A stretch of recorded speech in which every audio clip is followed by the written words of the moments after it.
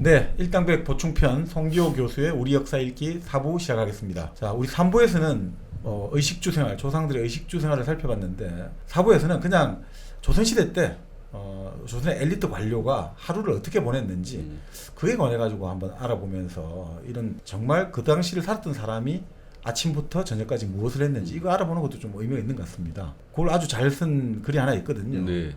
한국역사연구회라고 이게 한 20년 전에 나온 책인데 조선시대 사람들은 어떻게 살았을까. 이게 아주 생활사적인 것들, 이런 것들, 정치, 문화, 경제, 사회생활 해가지고 다양하게 나타냈는데 우리 송기호 교수님 책하고 같이 엮어가지고 이렇게 한번 이번 시간에는 좀 이야기하는 그런 걸 가져보겠습니다.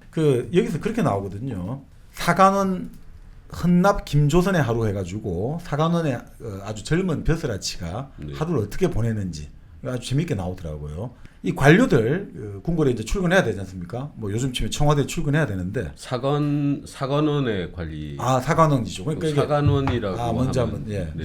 이 조선시대 때 관리들 중에서 그러니까 과거를 급제를 하고 나서 이제 배치를 받지 않습니까? 네. 그러니까 우리 요즘으로 치면 장관 차관 자리를 예약한 자리가 있거든요. 그걸 청요직이라고 부르거든요. 청요직. 예. 네. 맑을 청 요직 중요할 요자. 네. 그러니까 아주 맑은 아주 핵심이 되는 자리다 이런 뜻이죠. 그걸 주로 이제 3사에 들어가는 거를 배치되는 걸 청요직을 받는다고 3사에 하는데 배치되는 것을 네. 청요직이라고 그렇죠. 합니다. 3사가 뭐냐면 우리가 말하는 사헌부, 사헌부, 그리고 사관원, 그리고 바로 홍문관이죠. 사헌부 같은 경우는 우리가 요즘으로 치면 감찰기관이죠. 뭐 감사원, 관리들의 공무원 기강을 세우는 공직기강 비서관실 뭐 이런 거 다 합친 걸로 이해하시면 될 것 같고, 사관원은 뭐냐면 일종의 언론 기능으로 생각하시면 될 것 같아요. 네. 임금의 잘못을 논한단 말이죠. 지금 일 잘못하고 있어요. 이런 식으로. 그게 이제 사관원이고, 그리고 홍문관은 기본적으로 학문, 임금이 여러 가지 어떤 이론적인 여러 가지 일을 하는데 뭘 자문을 구하고 할 때 이제 홍문관을 하죠. 이 3사에 보통 난관들 하면 한 우리로 치면 어느 정도일까요? 요즘으로 치면 5급 사무관 정도로 생각하시면 될 것 같아요. 정오품, 정육품 정도 이런 사람들인데, 이 사람들이 상대하는 것은 흔히 말하는 정성 판서들을 그냥 막 까는 거예요. 탄핵을 하는 거예요. 지금 일 잘못하고 있다. 5급 공무원이. 그렇죠. 5급 사무관이 그냥 막 하는 거예요. 공무원들이 가지고 있는 권한이 뭐냐면 임금의 잘못된 명령도 돌려보내는 권한이 있어요. 이 정도 권한이 있고, 서경제도로 해가지고 예를 들어갖고 모든 이제 고위직은 아니지만 어느 정도 일종의 품계에 대해서 인사를 하지 않습니까? 근데 인사 안에 이 사람들이 같이 부서를 해줘야 되는 거야. 이 사람들이 그거에 동의를 안 해주면 인사 발령이 안 나는 거죠. 그러니까 정말로 요즘 지금 국회 권한도 있고, 감사원 권한도 있고, 언론 권한도 있고, 그리고 말 그대로 탄핵권도 가지고 있고, 고위공무원 탄핵도 할 수 있고, 공수처도 되고 뭐 다 갖고 있는 거예요. 그러니까 이게 정말 엘리트 코스인 거죠. 그러니까 여기에 가는 순간 이제 이 사람들은 향후에 이제 출세가 보장됐다. 근데 그만큼 그러니까 이게 최고로 인격적이고 여러 가지 실력으로 검증된 사람이 가는 자리다. 이렇게 이제 보시면 되죠. 그러니까 지금 여기서 실무진들의 발언권이 있었던 시. 그러니까 이게 조선을 처음 만들 때부터 이런 그 3사, 물론 이제 3사가 이제 활성화된 거는 중종 때 살인을 정치로 끌어들이면서 이제 활성화 시켰지만, 어쨌든 처음에 이 조선의 건국의 설계자들이 그런 여러 가지 고민을 했겠죠. 그래서 이 왕권을 견제하기 위해서 신권이 어느 정도 작동해야 되는데, 이 신권에도 또 정말 정성 판사들 있지 않습니까? 의정부의 정의정 자의정이라든지 육조 판서들은 아무래도 왕하고 직거래를 해야 되니까 왕의 눈치를 보고 왕 하자는 대로 갈 수밖에 없을 거잖아요. 그럴 때 오히려 하급 관료를 통해 가지고 그냥 탄핵을 시키게 만들어 놨다는 거죠. 그러니까 서로 물고 물리게 만들어 놓으면 이게 기본적으로 이 조직이 건전성이 오래 지켜지지 않겠나 이런 본 거죠. 어떻게 보면 그 직책 자체가 적을 많이 만들어내는 직책인데 그 사람을 깔 수밖에 없는 거죠. 무조건 비판을 해야 되고. 그런데도 그런 사람들이 결국에 승진의 기회가 더 많았다라는 게, 그게 바로 시스템을 만든 거죠. 이게 개인적으로 보면 얼마나 기분 나쁘겠어요. 아니 저런 새파란 내 아들보다 어린 저런 하급 관료가 지금 나를 막 탄핵을, 우리로 치면 이렇게 생각하면 되겠습니다. 지금 공무원 5급 사무관이 들어온 지 몇 년 되지도 않은 5급 사무관이 갑자기 국무총리를 지금 탄핵을 하는 거예요. 그리고 심한 경우에는 뭐 이런 이야기도 했다는 거죠. 왕이 아니라 어리를 가지고 저는 일을 합니다. 저는 왕명이 중요한 게 아니라 어리를, 그랬다가 어디서 많이 들어본 이야기죠, 최근에. 하여튼 그 정도로 이제 흔히 말하는 그걸 키워준 거죠. 근데 하급 관료가 얼마나 힘들겠어요. 그렇게 하려면. 그러니까 여기에는 좀 특별한 혜택을 준단 말이죠. 그래서 네. 보통 출근 시간은 오전 5시에서 7시 출근해야 된단 말이죠. 콩글로. 몇 시에 출근해야 되는데 겨울에는 뭐 오전 한 7시, 9시지만 그런데 이 사관원 김원납은 여유가 있는 거죠. 이 출근 시간 좀 탄력적으로. 왜냐하면 너는 사관원 아니냐 이거지. 네. 그리고 또 여기는 보통 아까 금주령 이야기 했지 않습니까? 여기는 술 좀 먹어도 되는 거예요. 좀 간을 키워야 되잖아요. 높은 사람을 상대하려면 좀 간이 커야 되지.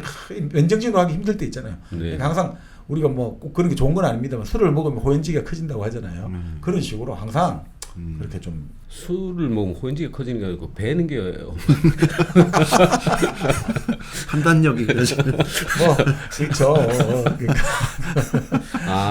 그때 사관원 관리들한테 그런 융통성을 준 거죠. 그래서 그렇죠. 그 전통에서 지금도 그 기자들이 그 술을 아침부터 또 먹고 이렇게 사실 그 문화의 전통이 내려오는 거죠. 그러니까 이게 그러니까 여유 있게 네. 출근 시간에 너무 구애받지 말아라. 그러니까 규칙을 너희들은 규칙에 너무 딱 구애받으면 네. 그럼 규칙의 핵심이 위계서열이잖아요. 네. 감히 어떻게 해. 그렇죠. 내가 지금 까마득한 말단 관리가 어떻게 저 높은 사람들을 탄핵하겠습니까? 규칙에 따르면 이게 힘들잖아요. 그러니까 규칙을 좀 대범하게 너희들은 해라. 네. 이런 걸 좀 해준 거죠. 네. 자, 그렇게가 사관원에 딱 도착하게 되면 먼저 출근부에 서명을 하는 거죠. 네. 공자부라고 하는 출근부에 서명을 하는데 처음에는 아예 출근부도 없었대요. 그러다가 이제 조선 예종 때 만들어졌는데 이때도 이제 이 출근 일수가 중요하답니다. 네. 이게 나중에 근무 성적 평가와 승진에 반영이 된다. 느슨하게 해줬더니 출근 시간 잘 안 지키고 아침부터 낮술 마시고 막 이런 경우가 그렇죠, 그렇죠. 많으니까. 그렇죠. 네. 출근은 그래도 기본 출근부는 딱 요즘 카드 찍듯이 자식들 그렇게 출근은 최소한의 출근을 해야 되지 않겠니? 뭐.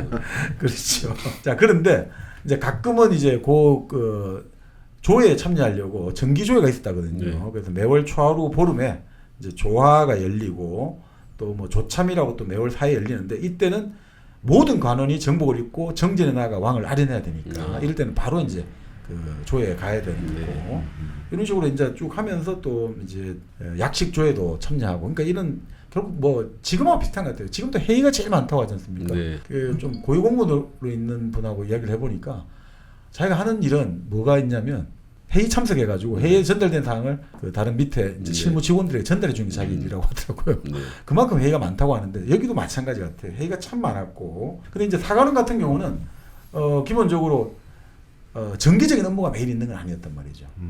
그러니까 매일 뭔가 처리해야 되는 문서가 나오는 건 아니잖아요. 딱 그러면 뭔가 탄핵을 하고 예를 들어 소를 딱 올리려도 뭔가 자료를 수집해야 되잖아요. 뭔가 이 사람 뭔가 있다. 그렇기 때문에 이 사람들이 매일 뭔가 일을 해야 되는 건 아니고 이제 왕의 동정과 정치의 덕실을 논박하는 거니까 사안이 생기면 그때 이제 모여갖고 야 이거 어떻게 할까? 누가 이번에는 이야기를 할래? 누가 글을 쓸래? 이런 식으로 해가 그때그때 아주 자유로운 분위기에서 토론했다고요. 탐사 보도팀하고 좀 비슷하네요. 네, 그러니까 일종의 그 프로젝트 팀 생각하시면 될 것 같아요. 그러니까 하나의 팀은 있는데 이게 딱 정해진 뭔가 하는 게 아니라 그때그때 어떤 정책 사안이 났다. 어떤 벼슬아치가 지금 문제가 있다. 왕이 지금 뭔가 잘못한 것 같다. 이럴 때 모여가지고 이 자유롭게 이제 토론회가 뭘 한번 그럼 우리가 이걸 공격을 해볼 거냐, 아니면 뭘 어떻게 할 거냐. 이런 식으로 아주 그러니까 다른 관청은 그 시키면 시킨 대로 해야 되는데 여기는 아주 자유롭고 또 한가롭기까지 했다는 거죠. 업무 부담이 많으면 자유로울 수가 없잖아요. 그렇죠. 근데 좀 한가하니까 구상을 할 수 있잖아요. 그 예전에 한번 아이템 찾는데 집중을 그렇습니다. 네. 예전에 뭐 분이 그런 이야기 했습니다만 자기 능력의 70%를 쓰는 자리를 가라. 30%는 구상을 해야 되니까. 100% 소진하면 자기 구상을 할 수가 없다 이 말이겠죠. 그러니까 여기도 자유롭게 그 만들어주고 한가롭게 만들어줘야지 소신급 반응할 수 있다 이거죠. 어떻게 보면 이런 것도 좀 필요하기는 해요. 이걸 좀 악용하면 안 되겠습니다만. 네. 자, 근데 말씀대로 뭐 대부분의 관서는 그렇게 되지 않고요. 아주 그렇죠. 위계서열이 뚜렷했고 그러니까 음기가 상하관계가 존재했다는 거죠. 자, 그렇지만 여기는 뭐 그 자유롭게 우리 이야기하자. 자유롭게 우리 브레인스토밍하자 이런 분위기였다는 거죠. 그리고 뭐 사원부도 좀 비슷하긴 했다고 하지만 근데 사원부는 감찰 업무를 해야 되잖아요. 우리 치면 공직 기강을 세워야 되니까 우리가 말하는 사관원보다는 좀 더 기강이 있어야 되는 거죠. 그렇죠. 모험을 또 보여야 되고. 그러니까 자기들도 뭐 그 일종의 감찰을 해야 되는데 자기들 위아래가 없어지면 곤란하잖아요. 그래서 사관원과 달리 사원부는 항상 아랫사람이 윗사람보다 먼저 출근해가지고 윗사람을 기다려야 된다는 거죠. 뭐 우리 지금 청와대도 그렇잖아요. 행정관이 항상 먼저 출근해 딱 준비하고 있고 비서관이 조금 더 늦게 나오고 네. 수석 비서관 좀 더 늦게 나오고 그렇게가 하듯이 여기도 이제 그랬다고 하는 거죠. 그렇지만 근본적으로 이제 이걸 다 언론이라고 불렀어요. 요즘 치면 의제를 설정하고 네. 의제를 끌어가기 때문에 이 사안부 사관은 홍문관은 다 언론 기관으로 본 거죠. 결국 말로 논을 만드는 거죠. 네. 그 재밌는 게 우리가 생각하면 그럼 사안부가 요즘 치면 감찰 기관이고 네. 사관원은 언론 기관이잖아요. 그럼 홍문관은 아까 말씀드린 대로 좀 임금의 여러 가지 학술적이나 이론적 자문을 연구기관. 해주는 연구기관 네. 정도인데 제일 재밌는 게 여기서 제일 세다고 하면 좀 어폐가 있겠습니다만 어디가 제일 셀 것 같습니까? 뭔가 딱 끄던 마지막 최종 뭔가 일이 안 풀릴 때 딱 결정되는 건 어디가 할 것 같습니까? 언뜻 지금 정박님 네. 말씀하신 대로 봐서는 사관원이 뭔가 자유롭지만 아이템 한 개 걸리면 아주 네. 제대로 조지는 이런 그런 점에서는 사관원이 아닐까 싶은 생각이 드는데. 그렇죠. 그런 보통 우리도 네, 아니 그 왕하고 직접 네. 딱 상대를 하지 않습니까? 그래가지고 왕명이 와도 수치 거부, 네. 서경 딱 인사 이번 잘못됐어 인사 나 못 받아들이고 네. 이성 정도로 하는 사람들인데 그 직접 간쟁해가 왕 뭐 잘못했어 이렇게 하는 사람들인데 네.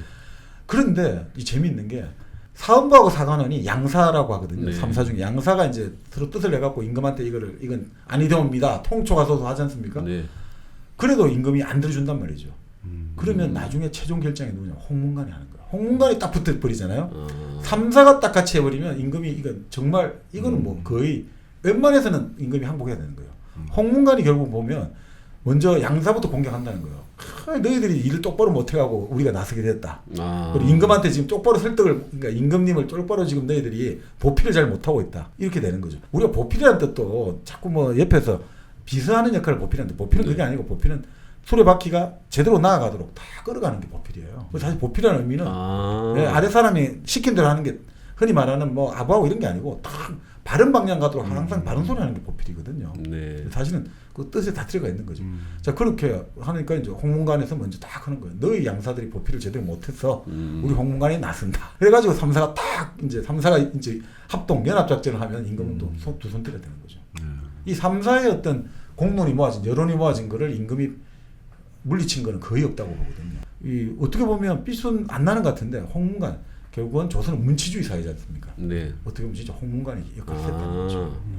그 문치의 가장 최종적인 꽃이 이제 홍문관이라고 네. 볼 수 있는. 그래서 보통 여러 가지 우리가 보통 어떤 뼈대 있는 가문들 해가지고 그 가문들이 자랑을 하지 않습니까? 아유 우리는 사만 갑족이네. 우리 집안에 정성 판서가 얼마나 나왔냐 하지 않습니까? 네. 근데 이제 일각에서는 정말 뼈대 있는 집은 그 정성 판서를 자랑 안 하거든요. 아. 뭘 자랑하냐면 바로 이제 그 아까 말씀드린 그 사헌부의 총 우두머리가 이제 대사헌이죠. 대사헌. 그리고 사관원은 대사관이죠. 대사관.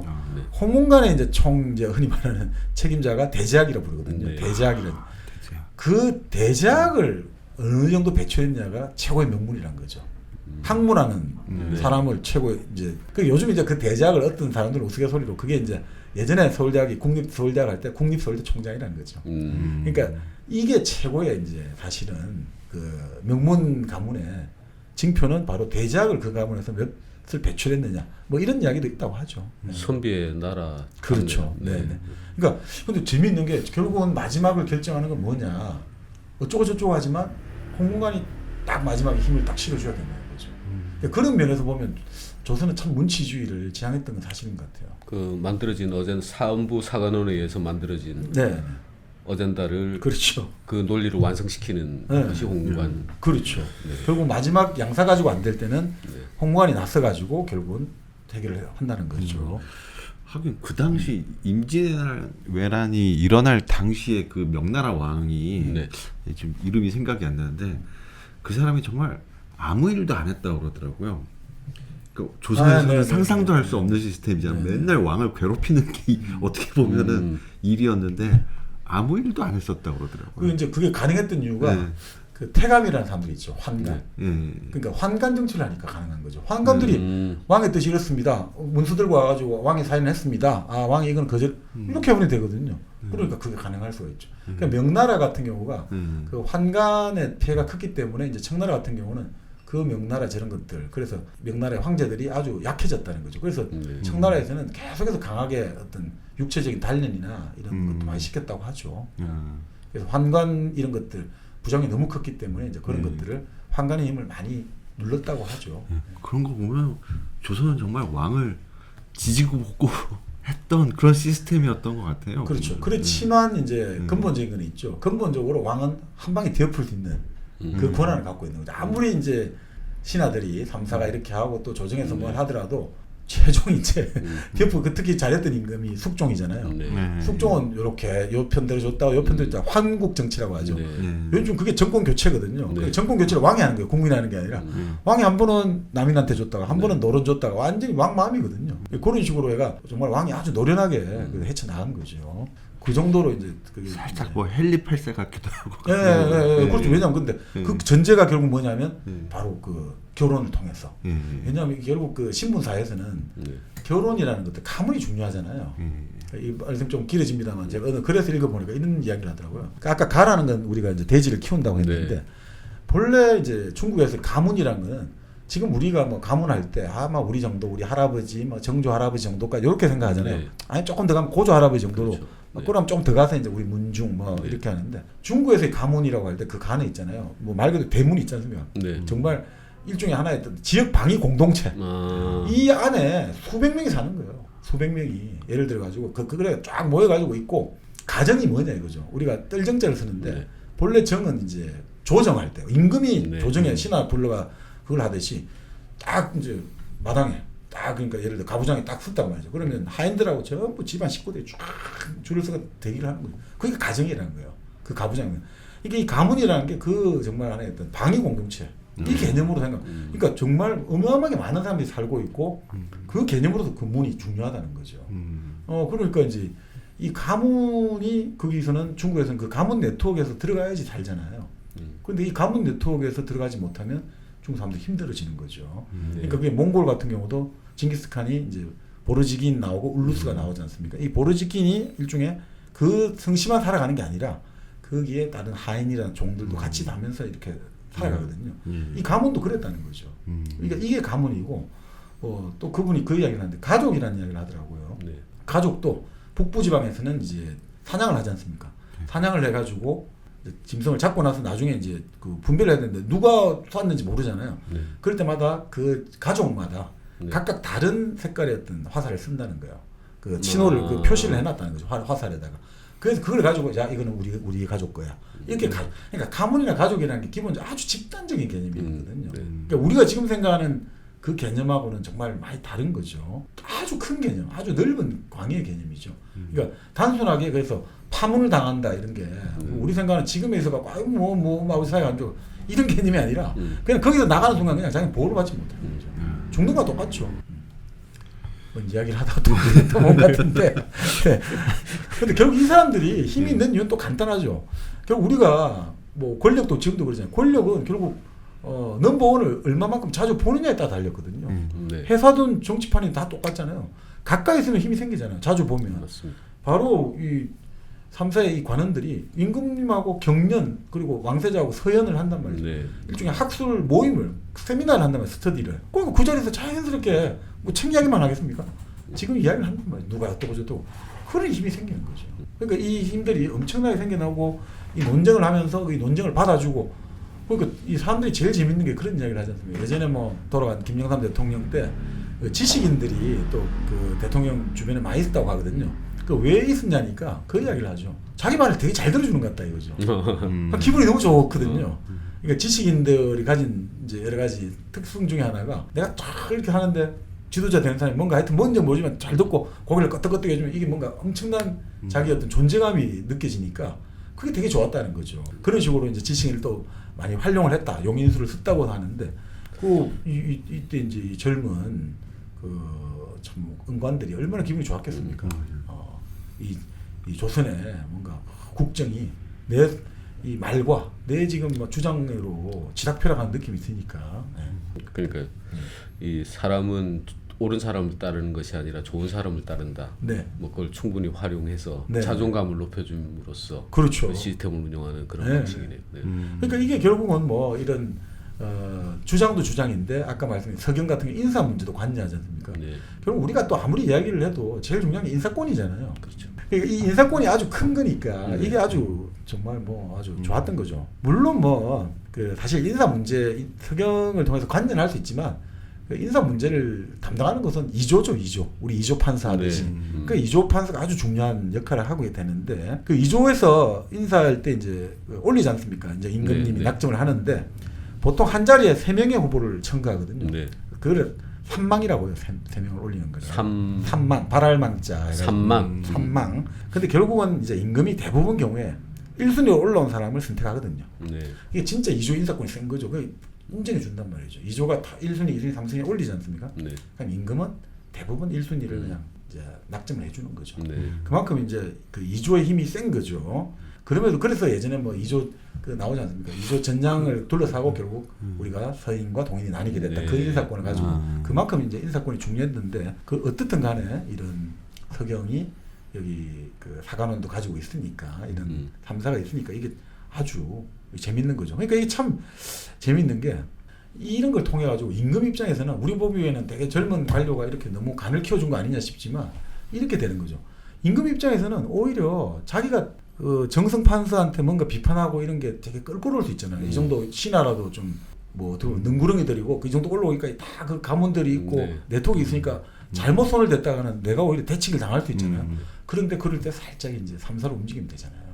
그러니까 삼사를 통해 가지고 이 재상들을 견제를 할 수 있다는 네. 거죠. 그러니까 임금 입장에서 사실은 우리가 보면 임금이 되게 그러면 힘이 없어 보이는데 그게 아니라 임금 입장에서는 또 이의제의 정법을 쓴단 말이에요. 신하들끼리 서로 어린 신하를 통해서 노예한 신하를 견제시켜 놓으면 이 또 자기 입장에서는 그래서 이쪽 말 저쪽 말 다 들어주는 착 하면서 결국은 또 결정권은 내가 가지고 있어. 내가 네 말도 들어주고 너 말도 들어주는데 결정은 내가 한다.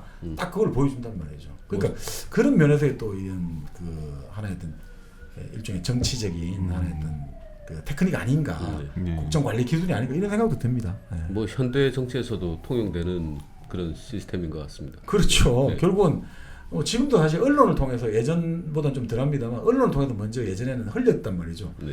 장관 후보가 누구다. 이걸 통해 가지고 먼저 언론 통해서 검증을 한번 해보고 그러면 막 이제 언론사에 그 예를 들어 투서가 들어갈 거 아니에요. 이렇게 아니면 막 모함하는 전화 들어갈 거죠. 그러다 하나 걸리면 또 이런 게 있었네. 그러면 자연스럽게 뭐 우리가 임명한 거 아니야. 그냥 한번 우리가 말한 적도 없어. 그냥 언론에서 알아서 뭐 그냥 물망으로 하마평이 된다 이런 거죠. 그런 식으로 하기도 한 거죠. 어쨌든 이런 뭐 서경제도 있죠. 탄핵도 할 수 있죠. 탄핵 시킨단 말이야. 저거 지금 당장 물러내야 된다. 내치시오. 이러니까 이 뭐 정말 뭐 이 사람들 입장에서는 진짜 뭐 하나의 어떤 요즘 지금 꽃보직이다. 네. 그리고 이 청료직을 딱 거치고 나면 어떻든 큰 출세가 보장돼 출세길이 보장돼 있다. 이런 의미에서 엘리트 관료였다. 이렇게 볼 수가 있죠. 자, 근데 이 사람들이 결국 이제 출근했으니까 퇴근해야 되지 않습니까? 네. 보통은 퇴근이 조선의 이제 관료들 퇴근 시간이 유식 오후 5시에서 7시 사이인데 겨울에는 이제 3시에서 5시 좀 앞당겨졌고요. 이때도 마찬가지로 이제 결국 술자리가 자연스럽게 많았다고 합니다. 원래 유씨의 퇴근에 지금도 그렇지 않습니까? 술시가 7시부터 9시. 네. 술시가 괜히 술시가 아니고 술을 먹는 시간이 술시니까 유씨의 퇴근해서 술시에 술 먹으러 가는 거죠. 그렇죠. 네. 그러니까 이게 사실 그러니까 술자리 모임이 아주 잦았고 특히나 이제 신참례라 해가지고 이런 이제 관료들이 네. 이제 신고식을 하는 거죠. 그 신참례가 아주 혹독했다고 나오죠. 그 뭐 신참례가 있고 또 나중에 이제 그 신참을 벗어났다고 맨신례도 있고 하는데 그 예전에 고려 때 그 과거 안 치고 음서제도라 해가지고 네. 흔히 말 집안 백으로 들어온 관리들이 있을 거잖아요. 그러니까 이 기존 선배들이 이 좀 군기 잡는다고 막 이제 좀 흔히 말하는 막 술도 막 먹이고 좀 막 이제 흔히 말하는 굴렸단 말이죠. 그런 전통이 이어져. 아니 아빠가 세가지고 음서제로 들어갔을 텐데 그렇죠. 그걸 다 함부로 같은 굴려도 센 됩니까? 집안이어서 혹시 그런 어차피 다 양반. 아니 그렇지만 또 그래도 이제 그걸 해야 되니까 이제 기강을 잡아야 되니까 일단 먼저 들어와서 지금까지 세상 물정 모르고 너 아버지 우리 아빠가 누군데 이것만 가지고 안 되잖아. 그러니까 너가 또 세상에 너 아빠가 있단다 이렇게 알려줘야 되니까. 그러면 신참례에 들어가는 그 판을 벌려야 되니까 그 비용은 신참이 내는 겁니까? 그러면? 그렇죠. 그러니까 그 비용도 만만치 않았다고 나오죠. 어설픈 집안 애들은 이 특채돼서 들어가도 이거 깝깝하겠네요. 어설픈지만 특채가 될 수가 없죠. 그러니까 뭐 다들 그러니까 이게 뭐 신분제사에서 그게 없을 수 없죠. 근데 한번 그렇게 이제 진입을 하게 되면 이후에 그 출세가 보장되면 당연히 그 정도의 진입 장벽을 만들어 놓고 네.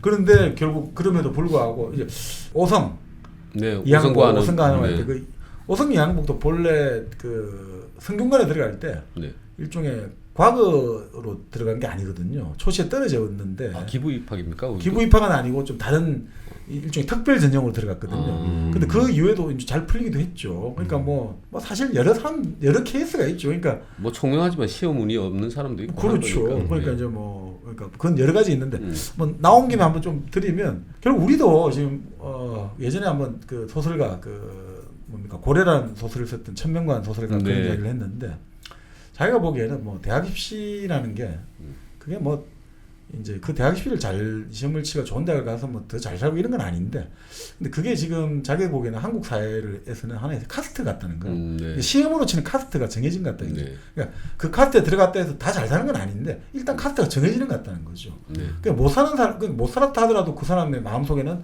항상 그런 카스트가 있다는 거죠. 네. 걔도 내가 말이야 예전에 대학 입시 잘 쳤거든. 내가 어디 출신이야. 이런 게 있다는 거예요. 그래서 이제 그 천명관 작가는 그 대학을 안 갔죠. 그러니까 네. 이제 자기가 대학을 안 가고 바로 직장생활하면서 그런 것들을 오히려 자기가 잘 관찰하게 됐다고. 뭐 사실 사회생활을 하다 보면 지금 말씀하신 그 현대판 카스트에 대한 그런 걸 마도님 그런 걸 느끼신 적이 없습니까? 그러니까 불편함을 많이 느끼죠. 이제 신문제사에서는 신문이 그 역할을 하지만 또 거기서 우리는 또 과거가 있잖아요. 그러니까 네. 이제 또 과거에서의 또 그런 것들이 또 작용을 했겠죠. 네. 그러니까 이 과거 때 결국 뭐 그런 것 같아요. 이게 이양복 같은 경우도 어릴 때 이제 아버지를 여의고 편모선에 자랐거든요. 네. 근데 또 16세 어머니 맞아 여의고 자 그런 다음에 성균관에 입학을 해야 되지 않습니까? 성균관에 입학하기 위해서 이제 치러야 되는 게 생원시나 진사시를 치러야 세원 씨. 되거든요. 네. 딱 떨어졌어요. 이양복은 네. 진사시에 떨어졌어요. 그 떨어졌는데 그러면 결국 뭡니까 이제 그 처음 초신학기 했는데 이제 복시에 떨어졌단 말이죠. 그런데 그럼 이제 성균관 입학하기 힘들어졌잖아요. 그렇죠. 근데 방법을 찾아냈죠. 성균관 기재생으로 들어갈 수 있는 거예요. 기재생. 예, 이게 뭐냐면 성균관에는 이제 정규 학생이 생원 진사에 네. 들어왔는데 이제 당시 사학이라고 늑사자 써가지고 서울에 동학, 중학, 남학, 서학, 북학은 뭐 있다는 사람도 있고 없다는 사람도 있다. 네. 하여튼 사학에 있었는데 그 사학에 들어가 학생이면 구두시험을 쳐가지고 100명을 뽑아가 같이 성균관에 이어준 거예요. 아 편입이네요 일종의. 일종의 요즘 치면 뭐 청강생, 청강생. 보결이라고 네, 할까. 네. 그렇게 해서 300명 맞췄나 봐요. 그렇게 들어갔대요. 네. 좀 생각나는 게 왜 무슨 얘기 들으면 야사처럼 들으면은 그 이양복의 옆집이 권율이었다고 그러지 않았었나요? 뭐 그랬던 것 같기도 하고. 네, 네, 네. 그러니까 그런 어떤 네. 높은 사람의 어떤 추천이 있었기에 그런 길을 진로를 이렇게 선택하지 않았을까? 결국 이 집안이 네. 경주 이씨 가문이 명문 가문이었어요. 아버지도 참판을 했고. 네. 그러니까 결국은 아버지가 일찍 돌아가시고 어머니가 돌아가셔도 지금 말씀대로 그 네트워크가 있기 때문에 이게 가능했지 않았나. 그게 아니고 이게 단순한 사학에 들어가서 가능하지는 힘들었을 그 거예요. 아까 말씀하신 가문의 힘이 있는데. 그렇죠. 그러니까 이게 아까 그렇죠. 우리 가문 이야기를 했잖아요. 네. 이 가문이라는 게 엄청난 이제 파워를 자랑하는 거죠. 네. 그러니까 우리가 결국은 어떻게 보면 나중 이야기입니다만 조선이 결국 우리가 세도 정치로 망했다고 하지만 그게 세도 정치로 망했다기보다는 결국 조선 500년의 결론이 결국 세도라는 그 가문으로 이루어진 거죠. 네. 그리고 우리가 말하는 노론, 소론하고 이런 것들도 결국은 가문으로 직결된 거잖아요. 그렇죠. 그 가문이다 이렇게 말하면 좀 웃기니까 그것이 노론이라든지 소론이라든지 네. 남인이라든지 대북, 소북 이런 형태로 나타난 거지 실질적으로는 그 가문의 사람들이었거든요. 네. 그리고 그 가문들이 결국은 어느 정도 그래도 외피를 쓰고 어느 정도 건강에 돌아갈 때는 그래도 흔히 말하는 붕당 쟁취를 왔는데 그게 결국 19세기에 들어올 때는 이제 그 최후의 어떤 노골적으로 노단한 아예 지점, 한계점이 결국은 세도 정치가 된 거죠. 이제 아예 가문이 그냥 대놓고 이제 한 가문, 두 가문 정도가 대놓고 해먹겠다. 네. 이게 결국 이제 우리가 말하는 장동 김씨, 안동 김씨고 풍양 김씨들로 네. 됐고 결국 그래서 조선은 결국 그 흔히 말하는 그 엘리트 이제 순환 구조, 엘리트 충원 구조의 실패로 결국은 네. 좀 더 빨리 이제 나라가 망한 거 아니냐, 뭐 이런 이야기를 하는 분도 네. 계시죠. 결국은 그런 것들이 지금도 계속 작용했던 것 같습니다. 그걸 통해 가지고 결국 이양복은 그렇지만 열심히 공부를 해서 문과 시험을 통과를 하고 그 과거에 급전했는데 뭐 완전 장원도 아니고 뭐 그래도 성문원에 배치가 됐어요. 성문원. 성문원. 네. 근데 이게 이제 말씀 그대로 외교문서를 작성하는 곳이거든요. 나름 좋은 구성을 한 거죠. 아주 양호하게 출발하게 된 거죠. 외교문서를 작성하는 곳이 기본적으로 이제 흔히 말하는 괜찮은 부서에 가게 된 거죠. 이렇게 하면서 결국 어떻게 되겠습니까? 결국 그 다음에 이제 제수를 받은 직책이 성문원에 가게 됐고, 네. 그 다음에 예문관으로 가면서 예문관. 계속해서 이제 청료직을 가게 된 거죠. 네. 결국 능력이 있으니까 갔겠습니다만 당시 문과급제자의 한 25% 정도가 청료직에 오를 수 있었거든요. 그러니까 보통 이제 조선에서 보통 우리가 이제 물론 한 번씩 이제 시험도 특별 시험들 많이 칩니다만 기본적으로 3년에 한 번씩 치는 10년씩 네. 있지 않습니까? 그때 최종 합격자가 33명으로 나오잖아요. 네. 33명이에요. 정말 들어가기 힘들겠지 않습니까? 그래요. 3년에 33명. 그러니까 1년으로 치면 1년에 11명 뽑는 거예요. 관료, 아. 중앙 관료로. 네. 11명 중에 들어가야 되는 거예요. 1년에 11명. 그러니까 그 중에서도 근데 4분의 1만 청료직 가는 거예요. 그러니까 11명 중에 11명 중에 4분의 1이면 25%. 예, 그럼 33명 중이면 두세 한 명은- 9명 안 되겠네요. 33명 중에서는 예, 예. 네. 그렇죠. 한 8명 정도. 8명 정도 되겠네요. 그렇죠. 그런데 이제 가게 된 거죠. 그러니까 개인의 자질도 있지만 또 집안의 힘도 무시 못하겠다 이거죠. 네. 그 중국 같은 경우도 뭐 그 미야자키 이치사다라는 그 일본 교토대학 교수의 책에 따르면 우리 같은 경우는 장원이 그러면 이제 그래도 한 2만 명 정도는 시험을 준비 안 했겠습니까? 네. 저 그 당시 조선에 한 10,000명 정도, 뭐 2만 명이다, 몇만 명이다 이런 말 나오지만 네. 중국 같은 경우는 이제 명나라, 청나라 때 그 최종 장원은 1,000만 명 중에 한 명이라는 거예요. 그러니까 1,000만 명이 항상 그 시험을 치는 풀인 거죠. 과거 시험. 1,000만 명을. 그 중에서 이제 장원은 1,000만 명 중에 1등인 거죠. 그러니까 중국 같은 경우는 제가 정확히 기억은 안 납니다만 그 3년에 한 300명씩 뽑았던 것 같아요. 그러니까 그게 엄청나게 그러니까 힘든 거죠. 그 시험 준비한 사람이 네, 네. 1,000만인데 그 중에 그래 봤죠. 그러니까 아예 중간 정도 시험을 치면 막 우리 아까 생원 진사 하듯이 네. 거인도 주고 뭐 이런 걸 자격을 줘가지고 막 거인만 해도 충분히 지방에서는 관료가 할 수 있는 정도로 예, 그 정도는 해줬다는 거죠. 워낙 그 마지막까지 가기 힘드니까. 그 중국 같은 경우는 과거가 보직을 받는 시험까지 합치면 11단계거든요. 11단계. 근데 한 단계마다 시험 칠 때 한 번 시험 치는 게 아니고 한 단계도 여러 번 시험을 치고요. 일주일씩 시험 쳐요. 일주일씩. 그러니까 일주일 시험을 칠 때 그 지금도 그 한 두 군데 공원 남아 있거든요. 시험 과거 시험장에 남아 있는데 그 과장에 그냥 이불 들고 솥도 들고 와서 거기서 밥 자기 끓여 먹으면서 지금 답안지 쓰는 거예요.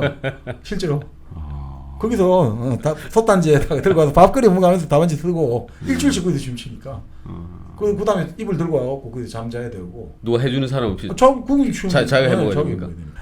이게 사실은 뭐 이렇게 그러니까 이런 경쟁과 경쟁을 보면 정말 그렇지 않나요? 과거 걸리는 게 3년에 33명이란 말이죠. 근데 그 중에서 청료직은 그 중에 25%고. 영의정 올라가는 거는 뭐냐? 진짜 뭐 영의정 같은 경우는 글쎄요. 그러니까 전체 문과 급제자의 한 1%가 안 되잖아요. 네. 조선 전체 문과급 다 쳐줘봤자 영의정 해본 사람 1%도 안 되니까. 네. 근데 이 양복은 나중에 뭐 여기 보니까 영의정까지 올랐다고 하니까 네. 대단한 운이 좋았죠. 그러니까 운도 사실, 좋고 예. 가문의 힘도 있고 운도 좋았고 네. 뭐 그러니까 과거 낭인들이 진짜 많았죠. 그렇게 따지면. 그렇겠네요. 평생 이렇게 하다가 그러니까 뭐 중국 이야기 자꾸 하면 그렇습니다만 중국 같은 경우는 명나라 청나라 때 나이 50에 과거 걸려가지고 그런 사람도 있고 나이 60에 걸린 사람도 있고 근데 다 해도 백발호호 할아버지가 돼버렸잖아요. 그 시절의 평균 수명을 네. 생각해 보면 그러니까 이게 그러니까 비꼬는 말도 있었다는 거죠. 그런 해본들 뭐 할 거냐. 우리 뭐 옛날 속담에 나이 60에 능참봉한다 이런 말 하잖아요. 나이 60에 옛날에 평균 수명 네. 걸을 때 능참봉 그라도 한다 뭐 이렇게 이제 막 미간 말치를 한다. 우리나라도 한 80에 된 사람도 있다고 들었던 것 같긴 한데 과거 시험에. 그러니까 어느 순간에 되면 좀 봐주는 것도 있는 것 같아요. 그 이제 막 명예 이점 딱 끝난 건데 이 사람한테 막 명예롭게 예전에 나이가 많은 것 자체가 하나의 명예거든요. 장수라는 게 명예지 않습니까? 그러니까 예전에는 임금님이 뭐 나이가 이제 어느 정도 되면 임금님이 직접 그 지팡이를 하사를 하고 여러 가지 또 그 고을에 장투자를 배출한다 이러면 그 고을에 뭐 특별하게 뭔가 그 여러 가지 혜택을 내려주기도 했거든요. 뭐 선비의 나라에서 그런 과거 과정을 거쳐서 계속 재수, 삼수 뭐 이런 거 하다 보면 뭐 결국은 뭐 자아 실현의 차원에서라도 굳이 뭐 꼭 직을 한다기보다도 선비로서 그래도 자아 실현 한번 하고 떠나야 되지 않는가. 자아실현보다 뭐 중국도 마찬가지고 여기도 마찬가지입니다만 조선도 마찬가지죠. 과거라는 거는 기본적으로 중국에서는 왜 과거를 하느냐 딱 한 가지죠. 돈과 힘을 같이 가지고 있으니까. 과거라면 돈은 자동으로 따라온다는 거죠. 그래서 상인들이 실컷 돈을 벌어봤지만 또 그 관료들이 돈을 빼앗아 가니까 안 되겠다. 우리 돈을 지키기 위해서라도 우리 과거를 해야 된다. 그리고 아까 말씀드린 대로 그 11단계까지 하려면 집안에 경제력이 없으면 과거를 할 수가 없는 거예요. 그렇죠. 그러니까 그때 중국도 지금 우리가 뭐 강남 이야기 나오고 강남 파라군 똑같아요. 거기도 대도시 출신들이 과거에 학교가 정보도 있고 여러 가지 시험 정보를 그 중국도 갈수록 지역에서 과거 충원이 안 돼요. 근데 우리도 마찬가지거든요. 그렇죠. 그러니까 나중에 어떻게 되느냐? 예를 들어 19세기 1811년 홍경래의 난항 같은 게 나오는 거죠. 내 같은 이 천하를 한번 경영 배우고 싶은데 이런 사람들을 지역적 차별을 하고 여러 가지 나를 등록을 안 해주고 그러면 내가 기회 뭐 자체가 박탈되고 그렇죠. 그럼 내가 뭐 차라리 한번 나라 만들어 보지 이렇게 돼버린단 말이죠. 그러니까 그 예전에 우스갯소리입니다만 중국에서도 중국의 그 여러 가지 그 왕조를 망할 때 있지 않습니까? 난리가 나지 않습니까? 예를 들어 중국 당나라 때 황소의 난, 그리고 뭐 청나라 때 그 명나라 망할 때 이제 이자성 이렇게 나오지 않습니까? 근데 그 황소 같은 경우도 과거에 실패해가지고 과거 낭인이었고요. 또 그런 뭐 이자성인가 하여튼 그런 여러 그 중국의 그 장군들 같은 경우도 그 참모들이 전부 과거 실패자들이에요. 그다음 더 재밌는 게 중국 청나라 망할 때 그리고 우리 말하는 태평천국의 난이 있죠. 바로 그 태평천국의 난을 일으킨 홍수전도 바로 과거 계속 실패하고 나서 뜻을 완전히 바꿔버린 거죠. 그러니까 사실은 결국 이거 보면 그렇죠. 이 엘리트를 이게 이 과거 제도라든지 여러 가지 사회가 이 엘리트를 충원하는 제도를 뭐 시험이든 시험이 아니든 여러 가지로 제대로 이 엘리트를 포괄해내지 못하면 이 사회 망하는 거예요. 사실은. 어쨌든 이게 이 사람들의 생존의 이유란 말이죠. 그러니까. 살아가는 이유거든요. 서양 같은 경우가 이런 우리가 생각하는 시험으로 관료를 뽑는다는 개념은 19세기에 등장하거든요. 그 나폴레옹이 그걸 도입도 했고 영국이라든지 이런데 19세기에 들어왔단 말이죠. 그 동양의 나라에서 시험으로 벼슬 자리를 뽑는다는 게 너무너무 신기했던 거죠. 본래 벼슬은 전부 다 귀족들이 하는 건데 그렇죠. 아니 어떻게 시험을 쳐가지고 근데 그 발상이 결국 벼슬은 혈통으로 하는 거지. 그렇죠. 그러니까 그게 아주 이제 신선하게 다가왔고 근데 엘리트는 그렇게 뽑아 그러니까 일을 잘하잖아요. 시키니까 그런 것들이 이제 작용하는 거 아니냐 싶은데 결국은 그 사람들을 제대로 우리가 포괄해내지 못하면 난리가 나는 거죠. 우리 이 관료제 사회, 그 엘리트 중심 사회 이야기를 하면서 그 과거에 과거 시험에 대한 그 중국 이야기를 하셨으니까 중국과 중국의 엘리트 사회와 이 조선의 이 엘리트 사회의 관계에 대한 것들에 대한 이야기를 한번 해보면 어떨까요? 결국 이게 결국 뭐 조공과 책봉 요즘 이야기 많이 나오지 않습니까? 그러니까 중국 같은 경우가 그 이 책을 보니까 그 우리 그 송교 교수님 책에 보면 이렇게 나오더라고요. 2014년인가 15년에 중국 쪽의 그 전문가 그룹에서 우스갯소리로 그런 우스갯 비슷하게 그렇게 이야기했다는 거죠. 그냥 한국은 예전처럼 조공예우로 복귀하는 게 어떤가 조공체제로 그냥 잘 살지 않느냐 서로 그런 이야기를 했다고 하죠. 그러니까 그런 이야기 나오고 실제 지금도 그런 이야기 많이 나오지 않습니까? 아니 중화로 들어와라. 그 중국의 어떤 세계 체제론이 있잖아요. 수신제가 치고 평천하듯이 평천화 체제로 갈 때 사실 중국이 주도권을 가질 때 뭐 물론 여러 가지 있습니다. 중국이 뭐 우리 당장 고조선부터 우리한테 침투해 온 적도 많았고 많습니다만 그래도 기본적으로 하나의 큰 어떤 변동이라든지 어떤 침략은 없지 않았냐 뭐 이런 이야기를 많이 했죠. 그래서 중국이 새로운 좀 보편적 이념을 한번 제시하면 좋겠다는데 결국 뭐 오히려 지금 중국의 어떤 분이 이야기하듯이 왕도와 패도가 있는데 패도가 너무 지금 드러난 거 아니냐 지금 홍콩이라든지 그 신장 지구라든지 신장 위구르 문제라든가 이 동아시아 한국이나 여러 가지 일본하고도 문제가 생길 때 자꾸 뭔가 하드 파워로 자꾸 누르려고 하지 않느냐. 지금 한국과의 이 원조 농쟁도 그렇고 이게 다 패도 정치에 해당하는. 그렇죠. 그러니까 그런 이야기들을 많이 하죠. 그러니까 이게 결국 이제 중국 같은 경우는 근본적으로 화이론이잖아요. 화라는 게 이제 결국 우리가 자기들인 거죠. 세계 중심은 자기고 중국이고 중화죠. 제일 화려한 거죠. 문명이라는 거죠. 그 화라는 건. 나머지는 이란 말이에요. 전부 다. 오랑캐죠. 이게 동이는 우리 활 들고 있는 오랑캐고 서용은 창인가요? 창과자 들어가고 그 다음에 그게 좀 나아요. 남만은 벌레 충자 들어가잖아요. 북측은 개견자 들어가잖아요. 그러니까 이게 한마디 짐승 취급하는 거죠. 물론 모든 문명권은 자기들만 인간이고 나머지는 다 미개 야만 동물 취급하긴 하는데 그리고 화이론에 따르면 이런 거단 말이죠. 자기들이 중심이고 이라는 것은 이건 자기 땅도 아니고 자기 땅도 아니라고 할 수 없고 또 그렇다고 딱 황제가 다스린 땅도 아니고 애매모호하게 둔다는 거죠. 애매모호하게 두고 그냥 근데 한 번씩 봐줄게. 그러니까 그래갖고 서로 그러니까 싸움하지 말고 잘 지내자. 그런 걸 가능하게 하는 게 결국은 조공과 책봉이라는 거죠. 가진 것도 아니고 안 가진 그렇죠. 것도 이게 아니고. 명확하게 속국도 아니고 그러니까 사실 그 예전에는 책봉을 한다잖아요. 그러니까 예전에 이런단 말이에요. 신라 뭐 예를 들어 왕이다 하면서 또 무슨 다른 벼슬을 줘요. 뭐 그런 식으로 해서 너는 우리 밑이야라고 그러니까 형식적으로 보면 완전히 속국인데 한 번도 안 하거든요. 안 하고. 그 말만 그렇게 하는 거예요. 근데 지금은 사실 그 2차 세계대전 이후로 진정한 의미의 독립국은 미국하고 소련밖에 없었죠. 사실은. 아니 그렇게 그럴 수밖에 따지면 없죠. 뭐 다 속국이죠. 네, 다 속국이죠. 사실은 어쩔 수 없어요. 근데 형식적으로는 다 독립국이에요, 그죠? 유엔에 가서 하는. 근데 실질적으로 내용은 다 속국이란 말이에요. 근데 이제 그쪽 개념에서는 자기들이 중심이고 이제 이 오랑캐들이란 말이에요. 근데 이 오랑캐들을 그냥 하면 이게 또 맨날 날리면 안 되니까 그럼 우리한테 적당히 너가 꿇고 들어오는 형식을 취해. 그럼 너가 일단 조공을 바쳐. 그럼 우리가 더 많은 걸 베풀어 줄게. 형식적으로는 이러면 우리가 10배, 20배 해줄게. 이게 이제 조공과 책봉이 깔린 나름의 질서 유지의 시스템이었다는 거죠. 그러니까 그 화하족이라는 게 그 네. 화자가 네. 하는 하나라고 화자는 주나라라고 그러더라고요. 그래가지고. 아 그래요? 네. 그러니까 그 주나라 시대 때 주나라를 중심으로 해가지고 네. 여기 신하 국가들이 있었죠. 이게 지금도 그걸 꿈꾸는 거 아닌가 싶은 생각도 좀. 그러니까 이제 들긴 그게 하고. 지금 결국 네. 뭐 우리가 이제 현대적으로 이야기하면 그러니까 예전식으로 말하면 그러면 좀 이제 소프트하게 가야 되잖아요. 오히려 어떤 분들이 그런 이야기하는데 이번에 그 여러 가지 코로나 사태에서 의료적인 어떤 이런 걸 통해서 좀 소프트하게 갈 거를 많이 기대를 했는데 그렇지는 않은 것 같다. 근데 이제 어떤 분들은 이게 동아시아에 대해서는 아주 하드하게 들어가고 패도 정치로 가고 그리고 저 아프리카 쪽에는 좀 소프트하게 한다는 거예요. 계속해서 이제 자기 편을 많이 만들려고 하고 있다. 그러니까 그것도 상황에 따라 적절하게 이제 배합해서 쓰고 있다. 이제 무조건적으로 이제 화이론을 기계적으로 적용하는 게 아니라 요 나라 요 지역에는 이렇게 하고 뭐 이런 식으로 한다고 하는데 결국 그것이 원리가 되는 게 결국은 이제 우리가 화이론이죠. 그 조공과 책봉 이야기 예, 것처럼 그렇죠.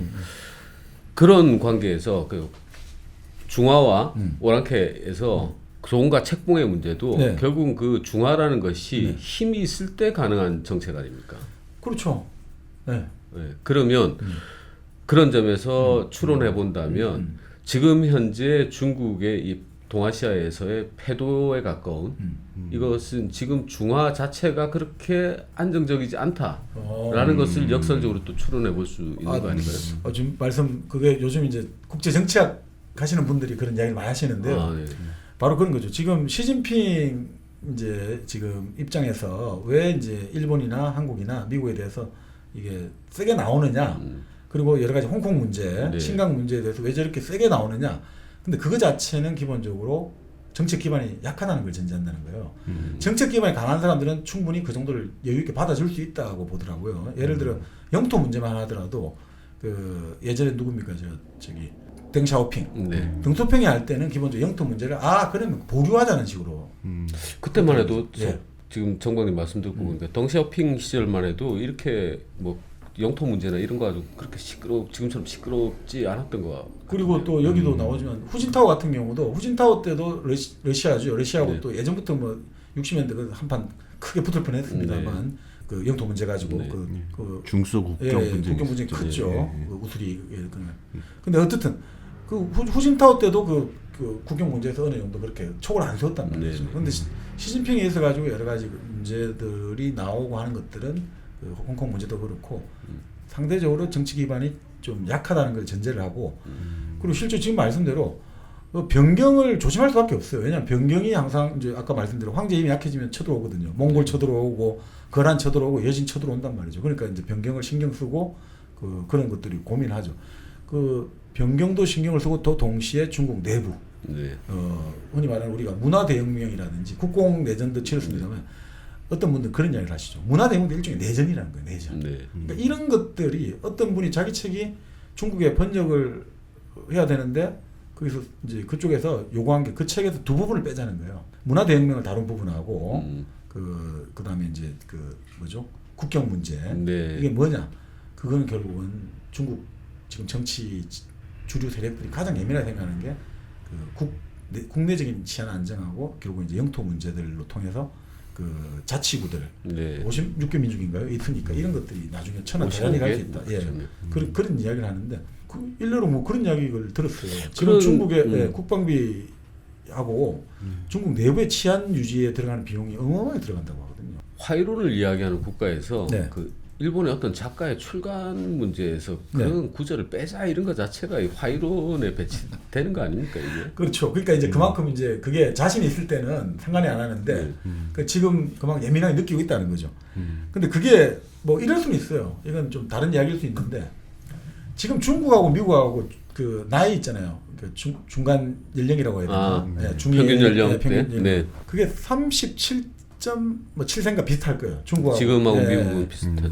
근데 미국은 계속해서 이민이 들어오고 그러니까 그걸 유지해낼 수가 있는데 그 중국의 그 인구 그 센서스의 분석한 표를 보니까 예상한 걸 보니까 2027년 되면 중국이 이제 인구 절벽이 돼요. 네. 경제 활동 인구가 그때부터 줄어들고요. 우리가 2015년에 왔잖아요. 네. 중국 2027년에 들어가기 시작하고 중국 2040년이 되면 그 이제 지금 말씀드린 그 수명 그 평균 인구의 네. 연령이 47세가 8세가 돼 버려요. 완전 고령화 사회가 돼 버려요. 이제 중국이. 그러니까 지금 중국이 남은 시간이 얼마 없는 거예요. 그러게요. 지금 2021년이잖아요. 이 시간이 얼마 없어요. 그렇기 때문에 지금 중국이 그렇게 대립각을 세운다는 거죠. 그러니까 이 여러 나라들에 대해서 지금은 봐주갈 그게 없단다 이거죠. 그러니까 저쪽 저 아프리카나 이쪽 그리고 이제 1대1로 할 수 있는 아프리카나 저 중앙아시아 쪽은 많이 베풀어 줄 수가 있는데 지금 여기 미국이라든지 이쪽 그 동아시아에서는 촉을 세울 수밖에 없다는 거죠. 어설프게 지금 할 이 시간적인 이게 텀이 너무 작다는 거예요. 여유가 별로 없다는 거예요. 인구론 쪽 관점에서 보자면 중국은 네. 20년 안에 이 문제를 해결해야 되는 거네요. 그렇죠. 그래서 지금 나오는 게 결국 우리가 이건 조금 또 여담입니다만 그 어떤 분은 그런 이야기하거든요. 지금 제4차 산업혁명은 아직 일어나지 않았다고 보거든요. 왜 그러냐? 제4차 산업혁명에 여러 가지가 있습니다만 가장 핵심은 자기는 AI를 본다 이거죠. 네. 인공지능인데 지금 우리가 말하는 뭐 알파고라든지 이런 거는 그냥 특성화된 인공지능이잖아요. 네. 한 가지 가지만 하는데 2030년쯤 되면 이제 AGI라고 이제 그 말 그대로 범용 인공지능이죠. 네. 제너를 한 게 나온단 말이죠. 이거 진짜 제너를 한 게 이거는 이제 동시적 작업이 가능해지고 이게 왜 의미가 있냐면 정말 말 그대로 제4차 산업혁명이 이거부터 출현한다는 거예요. 왜냐하면 첫 번째 산업혁명은 우리가 바로 전기기관이 시작된 거잖아요. 네. 자, 지금까지 어떻습니까? 인간의 노동력이 땅에 투입돼 가지고 우리가 생산물을 얻어냈잖아요. 네. 근데 전기기관이 나오면서 이제 공장 기계를 통해 가지고 우리가 기계에다가 공장에다가 인간의 노동이 투입되니까 이제 이게 잘 돌아왔단 말이죠. 네. 완전 혁명이 돼 버렸죠. 그다음에 사람들이 소득이 확 늘어나기 시작했어요. 그게 2차 아닌가요? 2차. 1차 산업혁명. 네. 그러니까 보통 산업혁명만 경제사에서는 그냥 전기기관 나온 게 산업혁명이에요. 그게 다 끝인데 이제 요즘 4차로 하니까 1차가 이제 전기기관 나오고 2차는 내연기관. 우리가 말하는 전기. 내연기관 이제 휘발유, 가솔린 쓰고 뭐 이제 그 말 그대로 자동차 생각하시면 돼요. 전기가 나오고. 그러니까 내연기관이 만들어지니까 어떻게 됐습니까? 독일하고 미국이 경쟁이 붙은 거죠. 근데 그 전쟁에서 결국 미국이 이겨낸 거죠. 전기기관을 생산 체계에 투여한 나라가 이제 영국이 바로 이제 그 패권국이 됐고 네. 내연기관을 결국 투여해가지고 경쟁을 하다가 미국이 패권국이 됐고 됐고. 세 번째는 뭐냐면 IT죠. 네. 이 IT 인터넷과 지금 우리 전부 다 쓰고 있는 거 좀 우리 이것도 방송도 지금 구글 뭐 유튜브 페이스북 전부 미국이잖아요. 그 애플 그것도 결국 틀을 IT 혁명의 틀도 지금 미국이 만들기 때문에 지금 미국이 패권국이에요. 근데 제4차 산업혁명 AGI는 어디냐 이거죠. 이거 모른단 말이에요. 애초에는 뭐 어떤 분은 독일이 그 인더스트리 4.0을 하면서 네. 독일이 이게 제일 먼저 앞서 나갈 거다. 2011년부터 시작을 했는데 독일에서는 이건 좀 공업에 대한 것만 국한했다고 보고 좀 그거 가고 아직까지 AGI 문제에서는 지금 계속 치열하게 경쟁하고 있는데 일부에서는 이건 뭐 여러 사람마다 일부에서는 중국의 AGI가 좀 더 앞서 나간다는 말도 많아요. 네. 그 증거가 뭐냐면 미국이 5, 6년 전부터 미국의 이제 잡지에서 인공지능이 미국, 중국이 앞서 나간다. 지금 이것들이 군사적으로 적용될 때 우리가 지금 밀릴 수 있다. 그러니까 어떤 사람 물론 미국에서 이제 국방비 또 뜯어내려고 괜히 이렇게 한다 이런 말도 있습니다만 그 상당히 이제 그 중국이 갖고 있는 여러 가지 장점을 활용해 가지고 뭐 그 빅데이터나 이런 것들을 결합시켜 가지고 AGI가 좀 앞서 나오고 있다는 이야기도 나오고 있다는 거죠. 네. 근데 문제는 결국 그러면 이 AGI가 왜 달라지냐면 지금까지는 어떻든 간에 공장이든 기계든 인간의 노동력이 투입돼 가지고 생산 물건을 만들어 가지고 다시 재투자를 하는 건데 AGI가 투입되기 시작하면 이제 노동이 안 들어간다는 거죠. 그 AGI가 하는 거예요 공장에. 그럼 AGI가 해가지고 그 생산 물건을 만들어 다시 그게 재투자 되거든요. 인간의 노동이 들어가는 게 거의 없다는 거죠. 이렇게 되니까 지금 사실 미국에서도 그래서 몇 년 전부터 미국 사람들이 얼마나 그 자유 좋아하는 사람입니까? 근데 기본소득이 왜 베이직 인컴이 나오냐면 AGI가 되는 순간에는 이제는 더 이상 이게 일자리가 나올 수가 없다는 거죠. 이때 필요한 일자리는 그 AGI 관련된 기획이나 연구개발이나 그리고 이제 사람들이 순간적인 어떤 필요에 대응하는 뭐 머리 깎아준다든지 음식 바로 지금 조리 얘가 만들어줘야 이런 정도 말고 상담해주고 뭐 심리 상담 좀 해주고 이거 말고 이제 과연 이제 이 AGI하고 어떻게 되냐 이거죠. 노동하는 인간의 역사. 예. 이제 완전히 바뀌어지니까 물론 이제 그게 AGI가 이제 그 경제 체계에 들어가는 건 한 2045년 정도 보지만 아니 어떻든 그걸 떠나가지고 결국 이 2030년까지 이 경쟁에서 이 시간이 지금 중국이 절대적으로 이때 모든 걸 투자해야 된다는 거죠. 이 시점에서 이제 이쪽을 가야 되기 때문에 지금의 완전히 대립 구도는 해소되기 힘들 수밖에 없는 구도다는 거죠. 미중 간의 대립은. 이 AGI 문제에서 성패가 결정이 나기 전까지는 이건 힘들 거다. 계속 갈 거다 이렇게 보더라고요. 송규호 교수님의 우리 역사 읽기 통해서 지금 네. 딴 얘기를 하고 있네. 현대 당면한 지금 사실은 그러니까 조공책봉을 우리가 먼저 좀 근데 보고 있으면 이게 이해가 되기 쉽죠. 네. 뭐냐면 우리가 사대한다 안 좋게 많이 하잖아요. 그래서 본래 이제 자소 사대거든요. 네. 자는 뭐냐면 이제 우리말로 아들 자자 생각하시면 돼요. 네. 그러니까 근데 이제 그때 그 자자에 보살펴 준다는 뜻이 들어 있어요. 네. 소는 뭐냐면 작은 나라죠. 작은 나라는 보살펴 주고 작은 나라는 사대, 큰 나라를 섬기면 된다. 네. 그러니까 이게 그런 관계거든요. 이게 일방적인 관계 아니에요. 사대 갖고 큰 나라 생긴다가 아니라 사대 앞에는 반드시 자소가 먼저 들어가요. 그런 뜻이고 그래서 그 표현이 결국 이제 조공과 책봉이죠. 네. 이게 조공은 뭐냐면 말 그대로 우리 조정에 가서 아련하는 거예요. 네. 황제의 조정에 가서 아련하는 게 우리 조정, 황제의 조정이거든요. 네. 그리고 이제 공은 뭐냐 선물을 바치는 거. 우리 옛날 공납이라는 거 있었지 않습니까? 지방의 특산물 바치. 우리 여기 조선에 나는 것 좋은 특산물을 우리 황제님께 종이 났습니다. 바치는 게 조공이죠. 아주 굴욕적으로 느껴지잖아요. 근데 조선 왕 중에 한 번도 간 적 없고요. 네. 아니 우리 역사에서 이제 고구려 때 그 몽골 원나라 때 충자 들어가는 왕들이 몇 번 갔잖아요. 근데 그거는 그래도 좀 자주성이 떨어졌다는데 그게 아니고 자주성이 떨어진 것도 있지만 그 당시 고구려 왕의 신분이 원나라 황제의 부마란 말이에요. 부마의 신분이 또 있다면 그래서 임금의 그 입조를 한 거지. 그걸 반드시 가서 조공했다 이렇게 볼 수는 없어요. 그러니까 국가 대 국가 문제가 아니고 이 지방 문제가 되는. 네, 지방 문제로 가는 겁니다. 넘버 5까지 갔다잖아요. 그러니까 그 당시 대원 그게 그러니까 이게 말은 조공인데 실제로는 가서 그러니까 결국 복종하겠다는 건데 한 번도 그런 적 없어요. 왕은 안 간다. 그러니까 그 느낌이죠. 형식적으로는 너희들은 속국이고 신하를 하지만 실제로는 안 한단 말이지. 그런 식으로 해가 서로 서로 눈 가리고 왕하는데 좋게 지내자.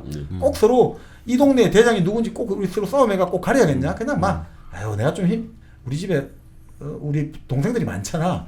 너희 동생 한 10명밖에 안 되는데 우리 동생 한 50명 되잖아.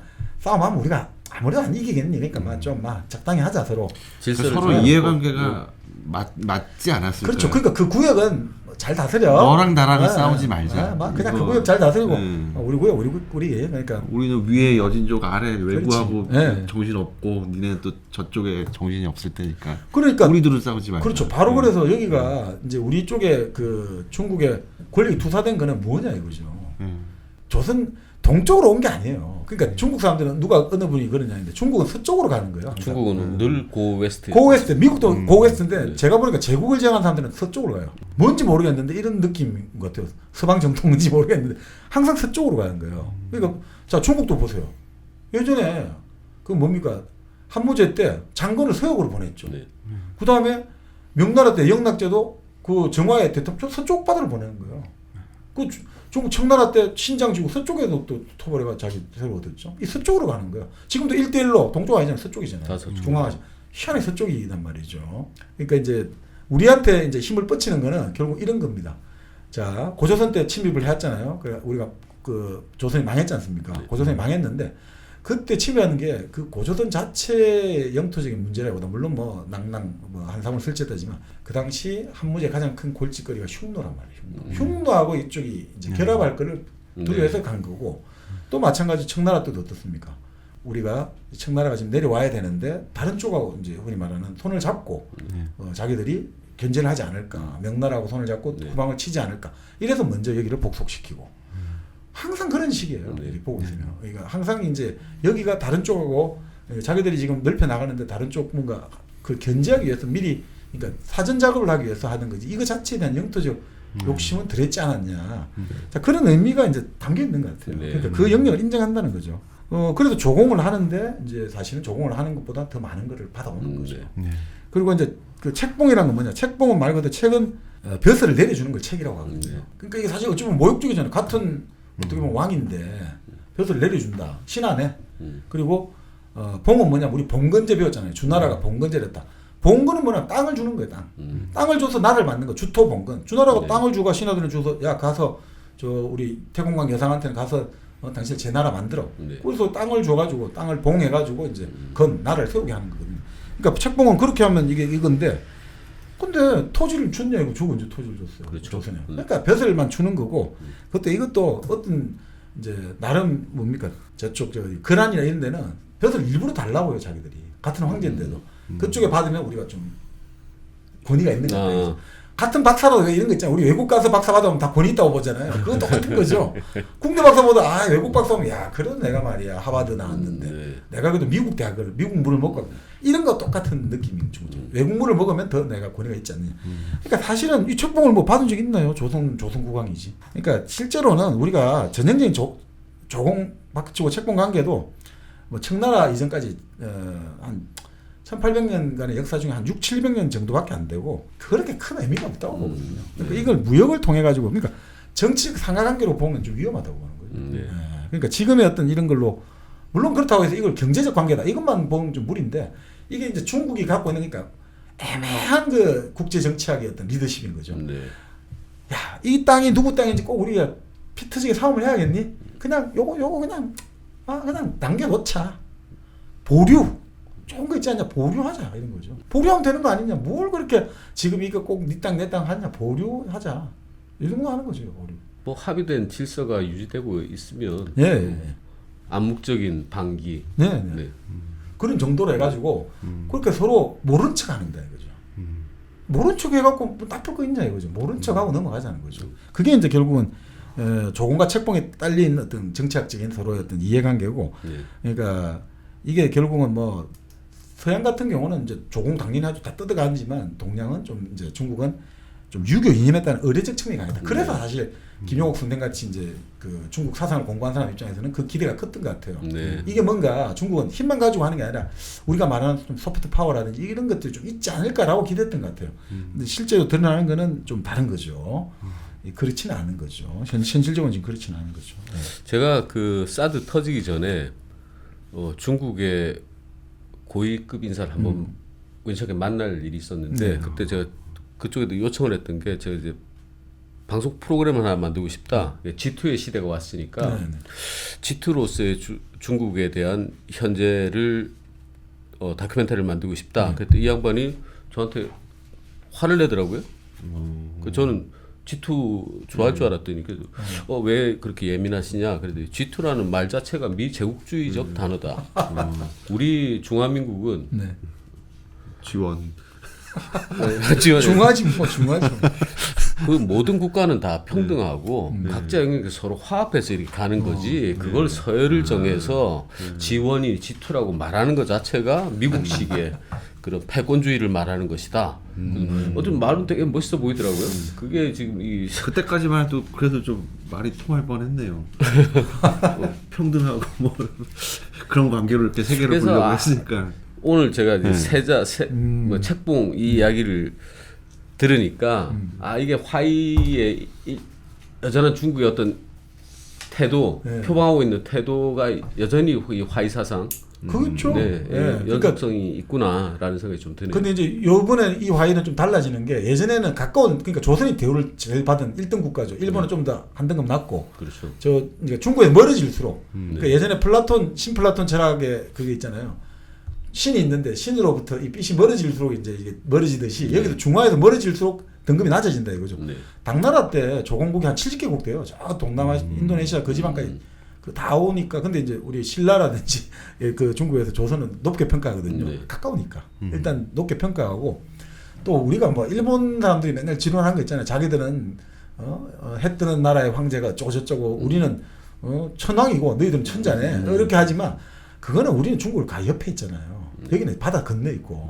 그 차이가 다른 거죠. 그게 뭐 그게 더 주체적이다 자주적이다, 그건 말이 안 되는 소리 같고요. 그런데 결국 이 화이라는 개념이 예전에는 그냥 가까운 게 더 이제 대우를 해줬는데 네. 지금은 뭐냐면 좀 달라진 것 같아요. 이제 세계화가 되고 나니까 멀수록 오히려 대우를 해준 것 같아요. 중국 같은 경우에라든지 저 중앙아시아 쪽에 오히려 더 잘해주고 네. 오히려 가까운 지역하고는 긴장감이 높아지는 것 같아요. 오히려 그러니까 먼 지역에는 이 우치다 타치로 선생님이 말씀하신 건데 먼 지역에는 왕도 정치를 하고 있고 공작당이라든지 중국이 아프리카가 아주 얼마나 뭐 많이 지어주고 있지 않습니까? 네. 은행 업무까지도 대행해줄 정도로 아주 소프트하게 해주고 있고 오히려 지금 홍콩이라든지 대만이라든지 이런데 한국, 일본 이쪽에는 패도를 오히려 휘두르고 네. 있는 거 아니냐 뭐 이런 이야기도 하시는데 그 사실은 뭐 이게 그 결국은 시료 지배하는 게 아니란 말이에요. 이쪽의 입장에서는 네. 어떤 분들이 그런 이야기하는데 홍콩을 일국양전하는 아이디어를 냈지 않습니까? 네. 한 나라의 두 시스템이라는 게 화이에 입각하면 이게 나온단 말이죠. 그렇죠. 화이로 입각하니까 옛날에 이라는 게 우리 황제가 뭐 기본 그거지만 황제로부터 너 삐이 좀 멀어져 있거든. 그러니까 뭐 우리까지 꼭 너야 그 짐승이 가는 나라 안 갈 건데 그렇지만 결국 너희들도 우리 그 바운더리 안에 들어있다. 그러니까 일국양전한 시스템이 충분히 성립하다. 네. 그러니까 이 중국 어떻게 보면 사상에 이게 깔려 있는 거죠. 화해 사상에 기본적으로 깔려 있는 거죠. 내 거인 듯 내 거 아닌. 그렇죠. 네. 그러니까 그런 이 감각들이 잘 발휘될 때는 별 문제가 없는데 아까 말씀드린 대로 지금 중국의 시간이 어떤 분들은 얼마 없다고 볼 때는 네. 지금은 체면 차릴 시간이 없는 거죠. 염치 불구하고 그냥 막 그냥 들이댄다 이거죠. 네. 그런 것들이 지금 이제 여러 가지 이제 우리가 이제 뭐라고 할까요? 예전에 어떤 화해하고 조금 네. 좀 달라진 거 아니냐.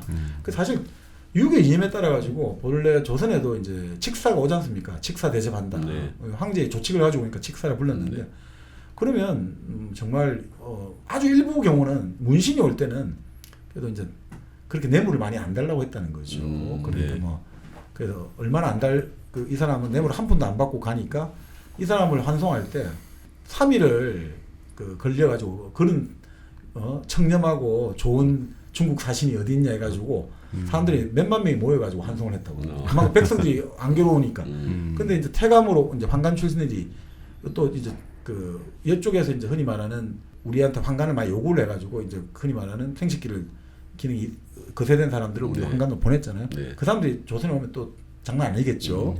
그러니까 그런 거 할 때 어떤 사람은 10만 장까지 가져갔다잖아요. 그 당시 국가 재정에 1년 재정의 3분의 1을 다 그냥 뇌물로 받아가고 또 어떤 직사는 세종 때인데 오면 가는 데마다 사람을 두드려 팼다는 거죠.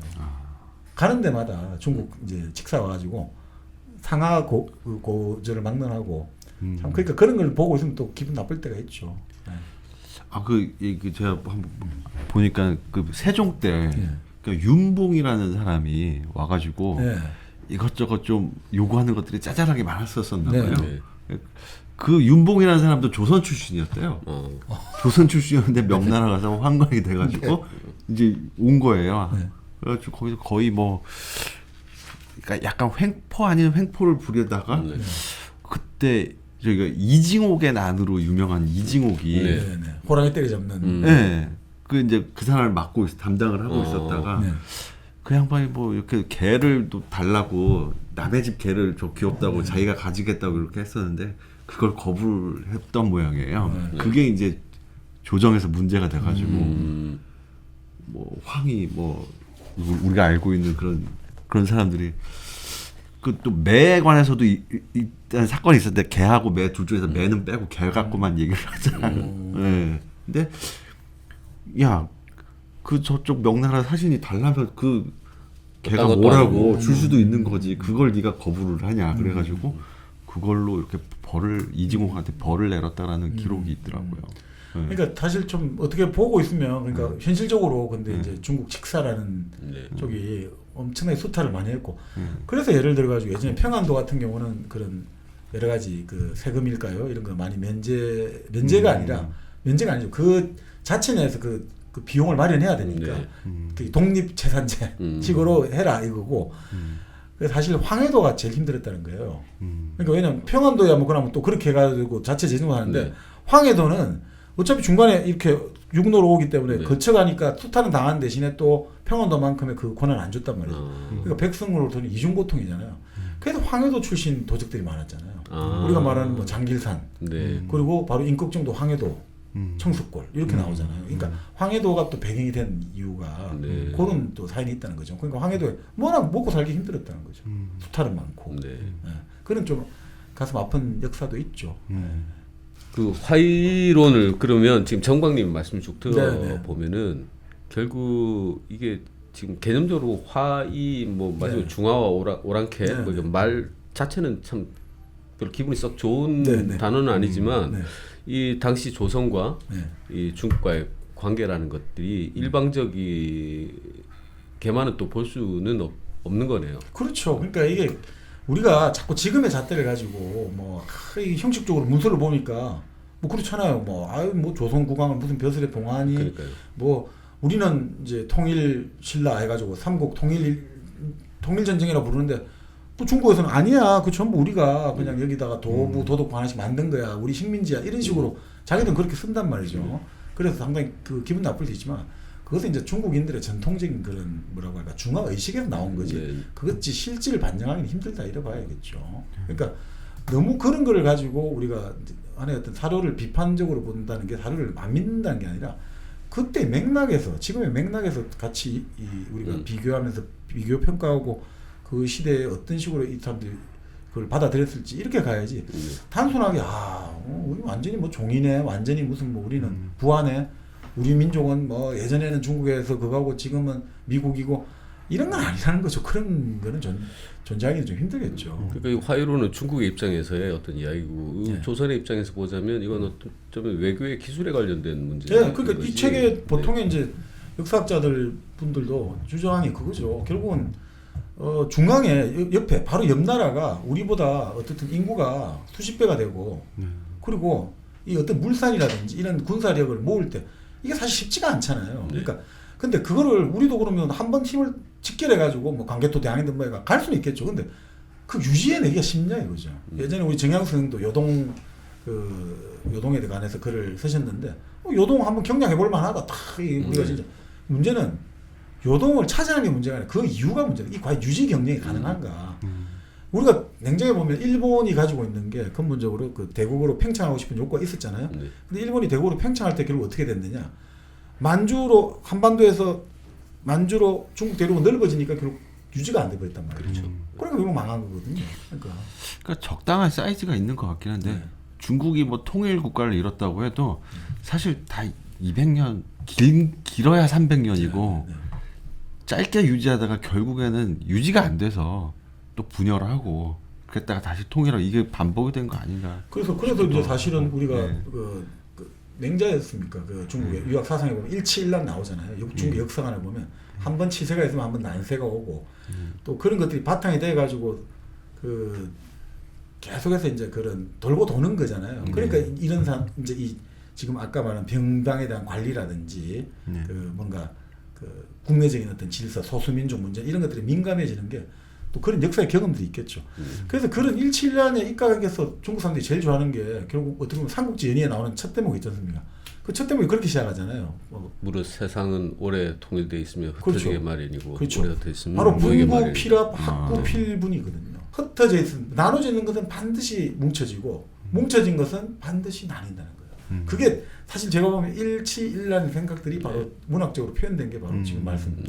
오래 나눠져 있으면 함께 또 모이고 뭉치게 마련이고 뭉쳐지면 나눠진다. 나눠진다. 이게 그쪽 그 하나의 어떤 키워드 아닌가. 이 키워드를 통해서 이제 우리가 보면 뭐 우리가 뭐 이런 거 너무 거창하게 하면 그렇습니다만 아까 말씀드린 그 우치다 타치로 선생의 어떤 중국론에 보면 그런 게 나오거든요.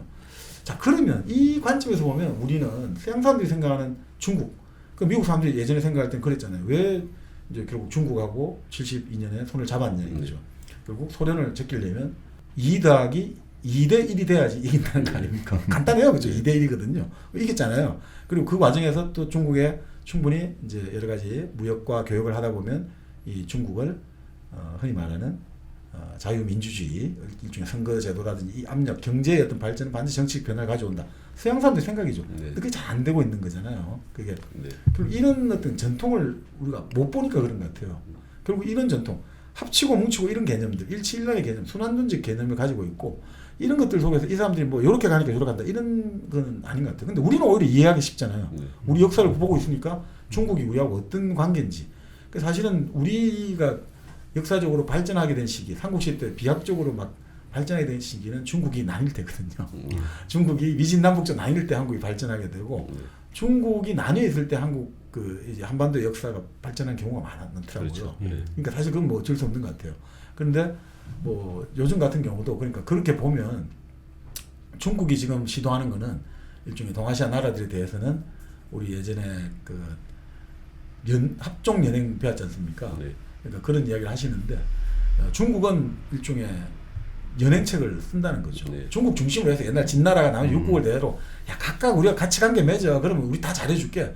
중국이 한국은 한국하고 따로 하고 북한하고 북한 따로 하고 일본하고 일본 따로 하고 대만하고 대만 따로 하고 이렇게 해가지고 결국 자기들이 딱 바퀴 축이죠. 바퀴 통 딱 돼 있고 나머지 바퀴 살처럼 딱 자기들이 모여 있으라 이거겠죠. 그래야 힘이 극대화되고. 근데 우리 같은 경우는 오히려 따지고 보면 그 뭡니까? 오히려 합종책이 더 맞을 수 있죠. 네. 소진이 했던 합종책. 야 중국한테 맞설리면 혼자 안 돼. 야, 쭉 한번 남북한, 대만, 일본 이렇게 다 미국까지 다 붙여갖고 해도 이제 이게 쉽겠냐 이거죠. 뭐 최근에 나오니까 이제 몇 년 지나면 GDP도 거의 미국을 초월하는 정도까지 나온다니까. 이럴 때 그러면 합종이나 연행 이걸로 우리가 이해를 하면 진짜 그 우체국 다치고 선생 말처럼 오히려 이해는 더 쉬운 것 같아요. 그럼 우리가 오히려 더 이해가 확대가 오잖아요. 아 중국이라는 거대한 세력들을 맞설 때 그러니까 합종과 연행의 여러 가지 생각들 속에서 맞서야 되고 사대라는 것들 그리고 여러 가지 우리 조공을 하고 책방하는 것도 그런 관점에서 바라볼 때 이해가 되지. 지금 그거를 현대의 관점에서 막 주체와 자주와 뭐 우리가 민족적 자존심 그런 것들은 상당히 좀 위험하게 느껴집니다. 저는. 그건 우리가 뭐 민족주의라는 것들은 사실은 60대 이상들이 좋아하거든요. 민족주의는 젊은 세대가 민족주의에 경도될 때 이게 그 뭔가요? 이 사회적인 에너지가 너무 빨리 그 소진될 가능성이 높기 때문에 조금 그런 건 우리가 좀 조심해야 되지 않느냐 이런 생각도 드네요. 그 송기호 교수님의 그 일상을 통해서 네. 쉽게 우리 역사를 좀 배울 수 있는 되게 말랑말랑한 시간인 줄 알고 왔다가 지금 아주 현대 사회 아주 무거운 질문을 안고 돌아갈 것 같습니다. 네, 이야기하다 보니까 또 이상한 방향으로 흘러간 것 같습니다. 근데 뭐 네. 지금 아까 합종 연행 이야기도 하셨지만 조선 시대보다 지금 현재 세계 그 강하다는 나라에 둘러싸인 이 지금 현대 한국 입장에서 그래도 지금 쭉 말씀 들어보니까 밥도 우리가 제일 많이 먹고 네. 고기도 제일 많이 먹고 술도 제일 많이 이 마시고. 호연지기 이 호연지기 힘으로 이 외교의 기술을 잘 써서 우뚝 설 수 있을 것이라고 생각이 듭니다. 참 재미있는 게 결국 우리가 오늘 1상사를 뭐 네. 지난번에 이제 우리 정영진 씨하고 2부를 했고 오늘 또 3, 4부를 해봤는데 결국 1상사가 결국은 다 이런 우리 앞으로 나아갈 길이랄까 네. 이런 거하고 다 연결되고 있네요. 네. 이야기하다가 이렇게 됐습니다만. 네. 가치는 역사에서 찾고 네. 해법은 현실에서 찾아라. 아유, 이런 말씀이십니다. 말이 오늘 듭니다. 말씀 나오다 보니까. 네. 아유 어쨌든 뭐 이 정리할 시간이 됐는데요. 오늘 또 이게 또 너무 또 제 일방적으로 흘러간 것 같아갖고 또 여러 가지 생각이 듭니다만 두 분 어떠셨습니까? 뭐 마지막으로 뭐 하고 싶은 말씀 있으시면 한마디씩 하시죠. 저는 뭐 이 시정잡배의 삶을 살다가 일당백 이렇게 와서 네. 이런 역사 이야기 이런 걸 들으면서 다시 한번 계속 이렇게 탐구하는 생활, 호기심이 계속 있고 탐구하는 생활이 이 젊음을 유지하는 데 몹시 도움이 되는구나 이런 생각이 좀 들었습니다. 아주 과찬이십니다. 저는 정박님하고 이렇게 오랜만에 네. 뭐 이렇게 길게 녹음을 하고 촬영을 하니까 옛날 생각도 나기도 하고 옛날보다 말을 좀 많이 해야겠다. 그간에 이제 불화를 좀 씻으시고 이번을 계기로 좀 사이좋게 잘 지내시길. 복수의 마음을 갖고. 아무튼 저희 컬처 스톤 한번 심심하면 잘 때 좋습니다. 유튜브 ASMR 개념으로. 네, 하여튼 뭐 오늘 그 우리 조선 시대의 여러 가지 역사들 일상사에서 시작해가지고 지금 현재의 어떤 중국 문제 이런까지 좀 너무 거창하게 흘러갔습니다만 두 분 모시고 좋은 시간, 즐거운 시간 가졌습니다. 감사드립니다. 네, 감사합니다. 네.